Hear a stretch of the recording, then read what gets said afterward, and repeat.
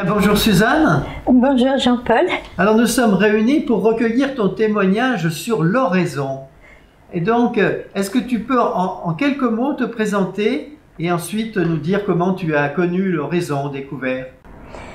Alors en quelques mots, je viens, si on peut dire, du désert, c'est-à-dire une éducation sans Dieu, anticléricale fortement. Ça, c'est toute l'enfance, l'adolescence, et je pourrais dire, ça déborde sur la jeunesse entière. Mais Dieu est venu à moi parce que je l'ai cherché pendant des décennies, dans la suite des temps. Et pour en venir à l'oraison, c'est l'œuvre de l'Esprit Saint totalement.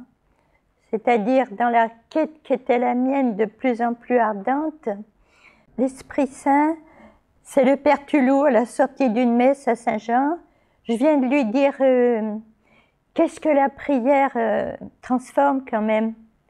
Et puis il gribouille sur un bout de papier un nom, Sœur Chantal. C'est qui? Ben, responsable des Carmélites, Fourvière. Ah non, mais je ne veux pas aller en clôture. Il sourit. Rencontrez-la, elle est adorable. 2 heures avec Sœur Chantal. Écoute profonde, pas du tout prosélyte, humble. Et quand elle me dit, presque timidement, oui, nous, le prophète Élie, on est comme lui, on essaye de se tenir devant le Dieu vivant. Et il y a un tressaillement en moi, c'est ce que je cherche. Voilà comment a démarré pour moi le fait ensuite de rencontrer un groupe séculier, l'OCDS, rattaché au Carme, à la spiritualité carmélitaine. Voilà, pour faire court, comment j'ai rencontré l'oraison, puisque dans ce contexte, il y a eu toute 6 soirées d'oraison que j'ai suivies scrupuleusement.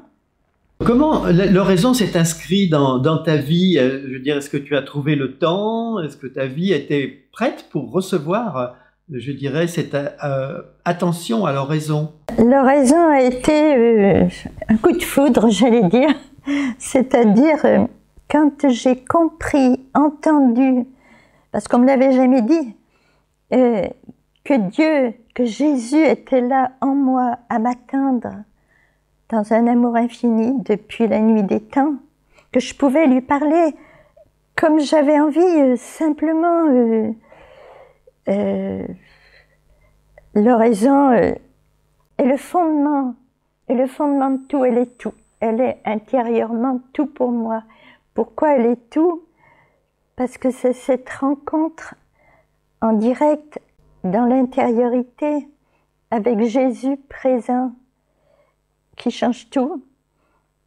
Pourquoi ça change tout? Parce que, simplement parce qu'il vient à moi un tel amour sous toutes sortes de formes, surtout dans les débuts, dans la première année d'oraison. On dirait que Jésus me parle parce qu'il me connaît tellement, me montre des choses que je peux comprendre, que je peux aimer, et qu'il est certainement complètement autre avec quelqu'un d'autre. C'est-à-dire, Jésus parle de façon totalement unique à l'âme qui est la mienne. Il m'émerveille, ou il me fait pleurer, ou peu importe. C'est-à-dire, quand je dis peu importe, sa présence s'inscrit en moi dans les temps d'oraison comme en dehors des temps d'oraison. Ça, au fur et à mesure, un peu plus tard, ce que peut appeler la vie d'oraison.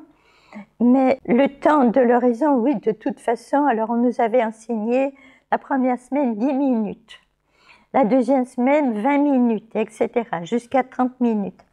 Moi, je n'ai pas regardé le réveil, mais enfin un peu, parce que je suis plutôt scrupuleuse. N'ayant aucune éducation religieuse, j'estimais que je ne savais rien. Pendant longtemps, j'étais... je ne savais pas prier, j'étais inapte à tout ce qu'on veut dans mon esprit. Et puis là, Jésus est là.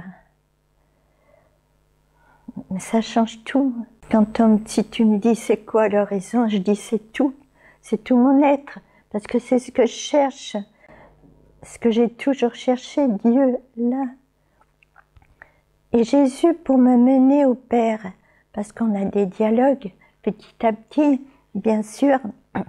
Donc je ne sais pas si je dois continuer, parce qu'il y a, entre le début et maintenant, des sortes d'étapes qui se sont faites en lien souvent avec des événements de ma vie qui changent l'oraison. Je n'ai jamais lâché l'oraison.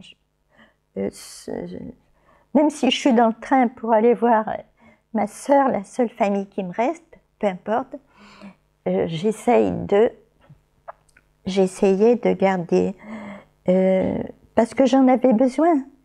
Pas parce qu'on m'avait dit de ne pas la lâcher, parce que j'aurais trop de regrets de ne pas prendre le temps de rencontrer Jésus